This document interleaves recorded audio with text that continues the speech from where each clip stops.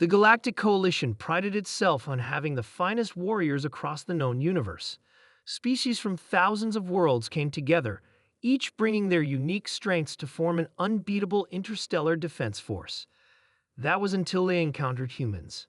Commander Trell of the Vespian Guard stood with his mandibles twitching nervously as he observed the Earth military installation through reinforced glass. As the Coalition's military liaison to the newly discovered planet Earth, he had been tasked with assessing humanity's potential contribution to the Coalition's armed forces. "This is merely basic training?" Trell asked, his voice barely audible over the sound of human recruits navigating a grueling obstacle course. Rain poured down in sheets, turning the ground into thick mud that sucked at the recruits' boots. "Yes, just the first phase," replied Captain James Miller, the human officer assigned as his guide. 20 weeks for our standard infantry. Nothing special." Trell's compound eyes widened as he watched a human female, no larger than his youngest offspring, carry another recruit nearly twice her size across her shoulders through chest-deep water.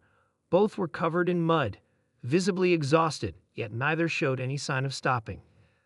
"They have been in continuous motion for how long?" asked Kraft, the Drellonian weapons specialist accompanying the delegation. "About 18 hours now," Miller said, checking his watch casually. "They'll break for a 4-hour rest cycle soon, then continue tomorrow." The delegation of 7 different alien species exchanged concerned glances. On their worlds, such exertion would require days of recovery. Here, it was Tuesday. "And the purpose of this? Mud crawling?"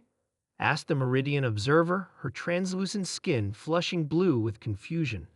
"Builds endurance, teamwork, mental fortitude," Miller replied. "Most importantly, it weeds out those who can't handle pressure. In real combat, conditions are rarely ideal."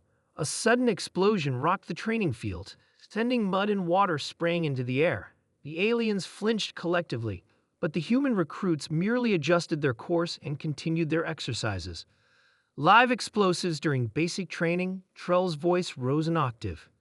"Controlled detonations," Miller clarified. "They need to get used to the sound, the pressure wave, the disorientation. Better here than in their first firefight."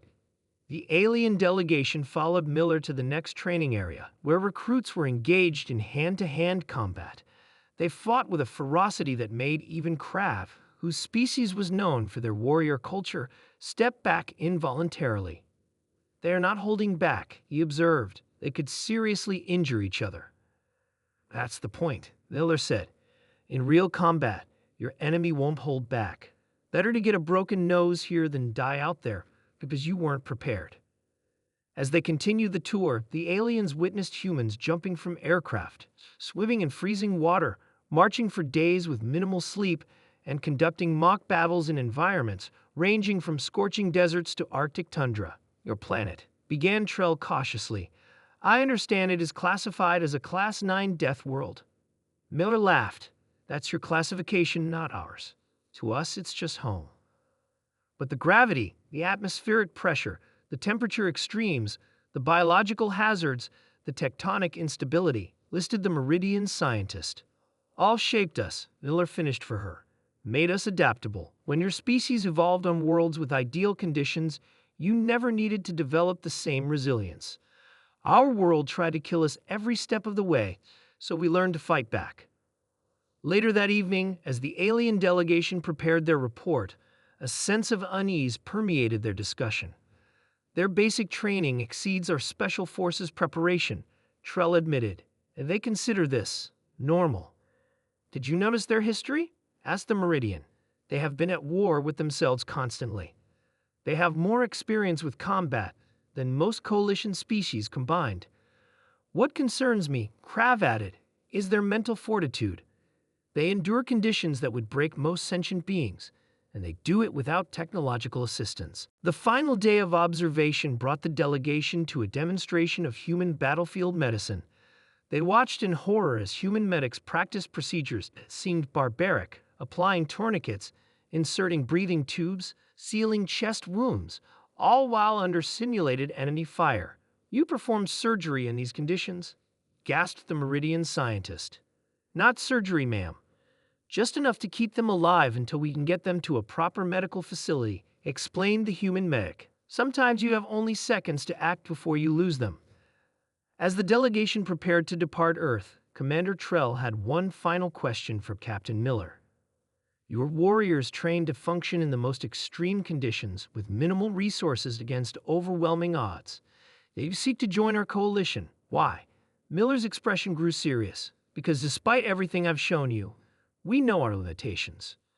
We've learned the hard way that some fights can't be won alone. And if what's out there is bad enough to make species like yours band together, well, we want to be ready. Trell nodded slowly. The coalition will welcome Earth's warriors. Though I suspect many of our instructors will need to reconsider their definition of combat readiness. As their ship broke through Earth's atmosphere, the alien observers watched the blue planet recede. None spoke of the classified addendum they would add to their report. In the event of total war, ensure the humans are on your side.